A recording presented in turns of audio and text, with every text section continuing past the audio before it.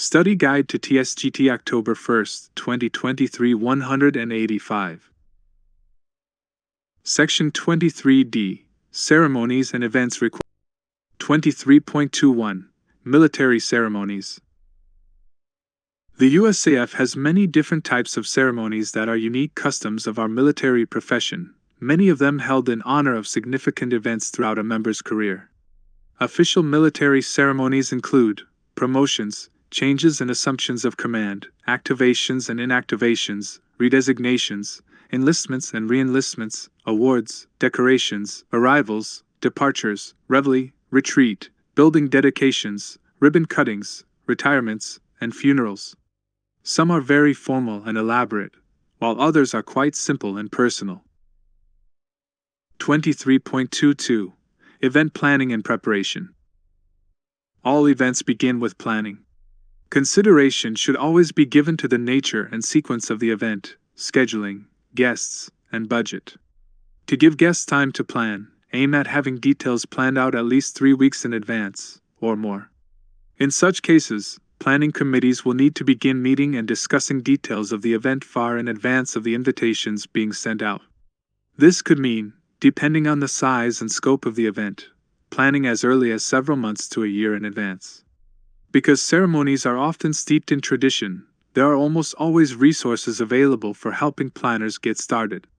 Rather than starting from scratch, reach out to other organizations or review checklists from previous events to help get things started. 23.23. Parades and honors arrivals or departures. Ceremonies, such as parades, honor cordons, motorcades, and other ceremonies that involve large numbers of airmen and resources, may be held when officials entitled to such honors visit military installations. Full honors are reserved for statutory appointees and general or flag officers, foreign dignitaries, and occasions when ceremonies promote international goodwill. The installation commander determines which types of honors are rendered. Award Ceremony. An award ceremony affords an opportunity to recognize a member's accomplishments.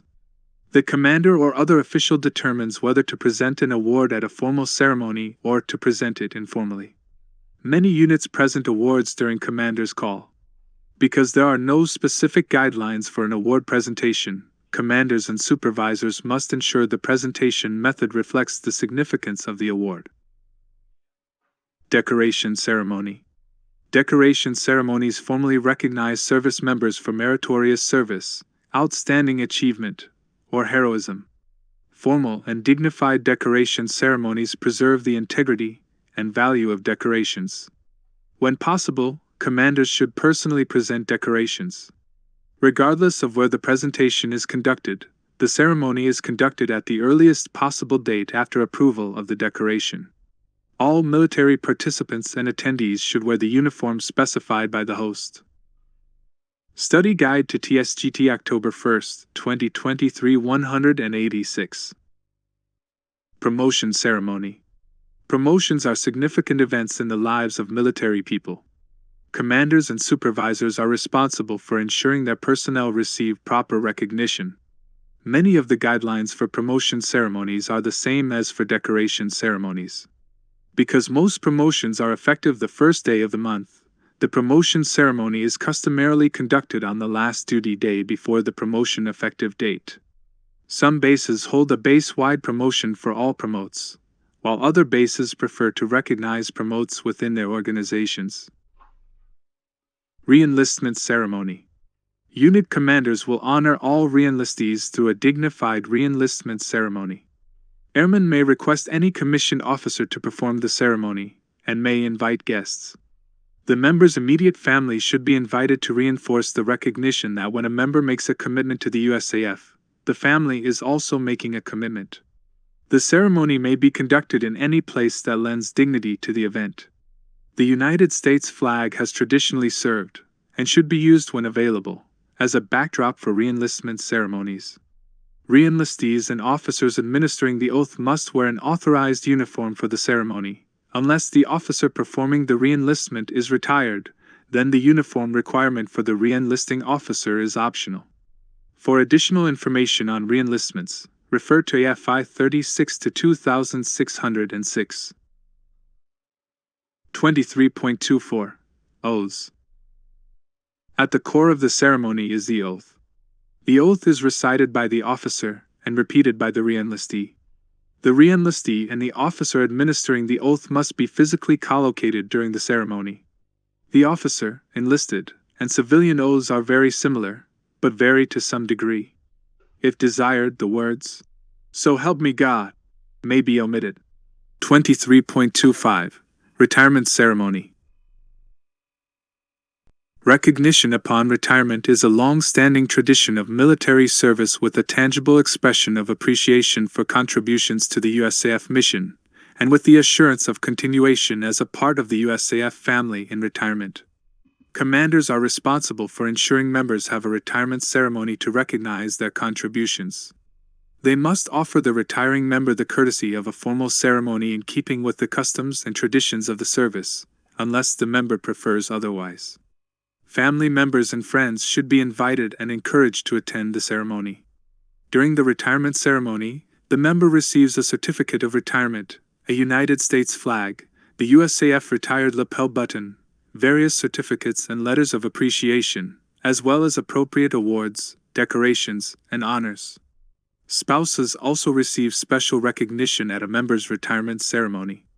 Retirement ceremonies often combine official, long-standing USAF traditions with a member's desire to personalize the ceremony for family and invited guests.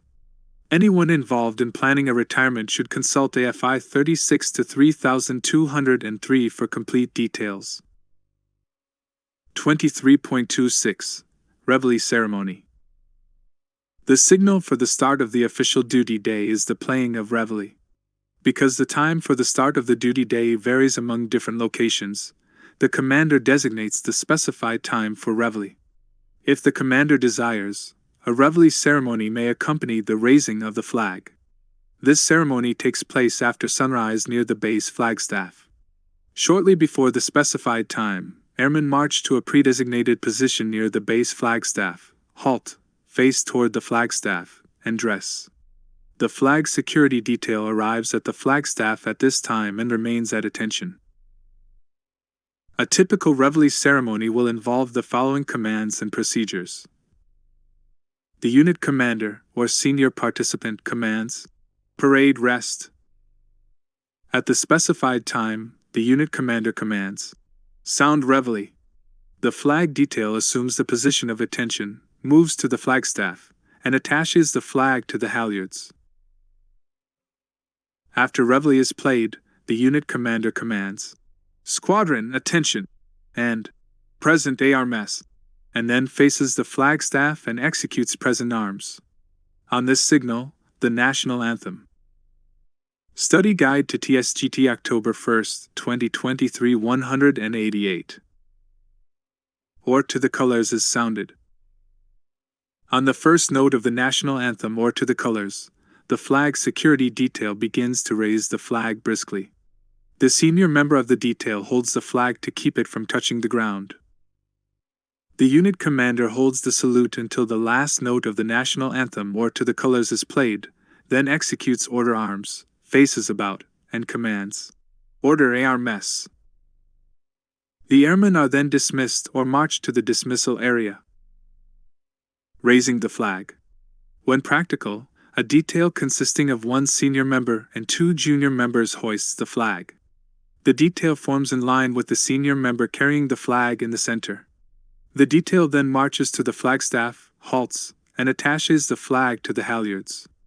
The two junior members attend the halyards, taking a position facing the staff to hoist the flag without entangling the halyards. The flag is always raised and lowered from the leeward side of the flagstaff. The senior member continues to hold the flag, taking particular care that no portion of the flag touches the ground. When the flag is clear of the senior member's grasp, the senior member comes to attention and executes present arms. On the last note of the national anthem, to the colors, or after the flag has been hoisted to the staff head, all members of the detail execute order arms on command of the senior member. The halyards are then secured to the cleat of the staff oar, If appropriate, the flag is lowered to half-staff before the halyards are secured. The detail is formed again and then marches to the dismissal area. 23.27 Retreat Ceremony.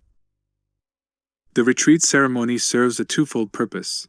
It signals the end of the official duty day, and it serves as a ceremony for paying respect to the United States flag.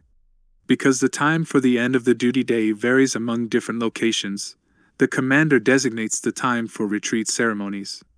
The retreat ceremony may take place at the squadron area, on the base parade ground, or near the base flagstaff. If conducted at the base parade ground, retreat may be part of the parade ceremony. Shortly before the specified time for retreat, airmen participating in the ceremony are positioned facing the flagstaff and dressed. If a band is present, the band precedes the airmen participating in the ceremony. A typical reveille ceremony will involve the following commands and procedures. If the band and airmen march to the flagstaff, a flag security detail also marches to the flagstaff and halts, and the senior member gives the command, "Parade rest," to the security detail. As soon as the airmen are dressed, the commander commands, "Parade rest." The commander then faces the flagstaff, assumes parade rest, and waits for the specified time for retreat. At the specified time, the commander orders the band leader to sound retreat by commanding, "Sound retreat."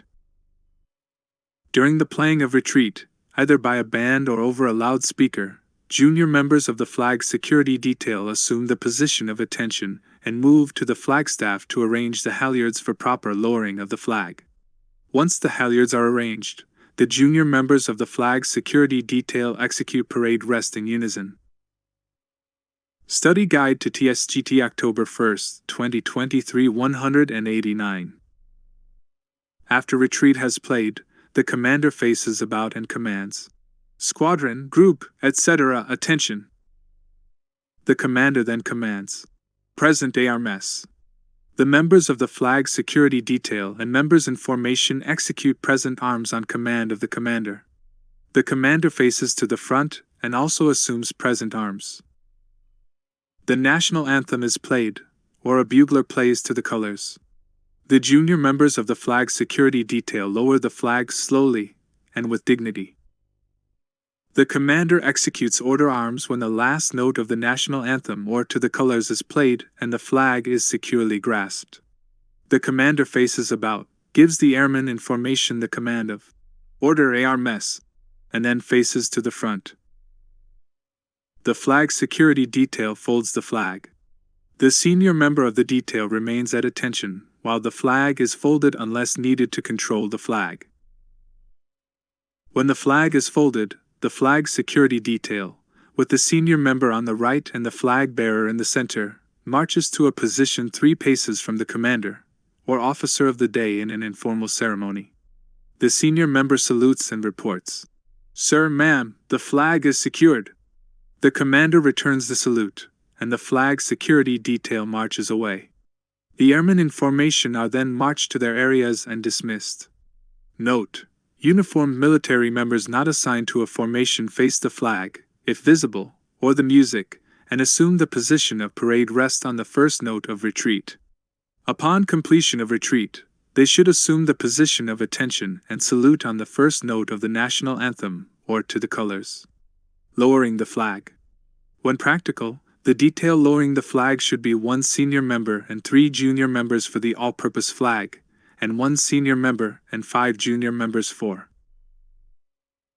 the installation flag. The detail is formed and marched to the flagstaff. The halyards are detached and attended from the leeward side. On the first note of the national anthem or to the colors, the members of the detail not lowering the flag execute present arms. The lowering of the flag is coordinated with the playing of the music so the two are completed at the same time. The senior member commands the detail, "Order ARMS," when the flag is low enough to be received. If at half-staff, briskly hoist the flag to the staff head while retreat is sounded and then lower on the first note of the national anthem or to the colors. The flag is detached from the halyards and folded. The halyards are secured to the staff. The correct method for folding the United States flag can be found in AFI 34 to 1201. 23.28. The dining in and dining out. Dining ins and dining outs are both formal events. The one significant difference is that non-military spouses, friends, and civilians may attend a dining out, but the dining in is a formal dinner for military members only. The present dining-in format had its beginnings in the Air Corps when General Henry H. Hap Arnold held his famous wingdings. The association of Army Air Corps personnel with the British and their dining-ins during World War II also encouraged their popularity in the USAF. Members now recognize the event as an occasion where ceremony, tradition, and good fellowship serve an important purpose and are effective in building and maintaining high morale and esprit de corps. Military members who attend these ceremonies must wear the mess dress or the semi-formal uniform. Civilians wear the dress specified in the Study Guide to Tsgt October 1, 2023 190. Invitations. Note: the combat dining-in is an event similar to the dining-in because it maintains the traditional form. However, the difference is primarily in the dress and atmosphere. Combat dining-ins typically celebrate the evening in some form of utility uniform in a much more relaxed environment deliberately prepared to encourage camaraderie. 23.29. The Order of the Sword Induction Ceremony. Induction into the Order of the Sword is an honor reserved for individuals who have provided outstanding leadership and support to enlisted members as a leader among leaders and an airman among airmen. The Order of the Sword event is conducted with the dignity that reflects its significance as the highest honor and tribute an enlisted member can bestow on anyone. Similar to the dining-in, this evening affair usually consists of a social period, formal dinner, and induction ceremony. The required dress is the mess dress, semi-formal uniform, or equivalent. The only approved levels for award of the sword are the USAF level and Major Command level. The Chief Master Sergeant of the Air Force and MAJCOM Command Chiefs are known as the Keepers of the Sword, and maintain the official lists of Order of the Sword recipients, respectively. History of the Order of the Sword. The first recorded Order of the Sword ceremony in the United States was in the 1860s when a general officer was presented a sword by his command. The ceremony was revised, updated, and adopted by the USAF in 1967 to recognize and honor military senior officers, colonel or above, and civilian equivalents, for conspicuous and significant contributions to the welfare and prestige of the USAF enlisted force mission effectiveness as well as the overall military establishment.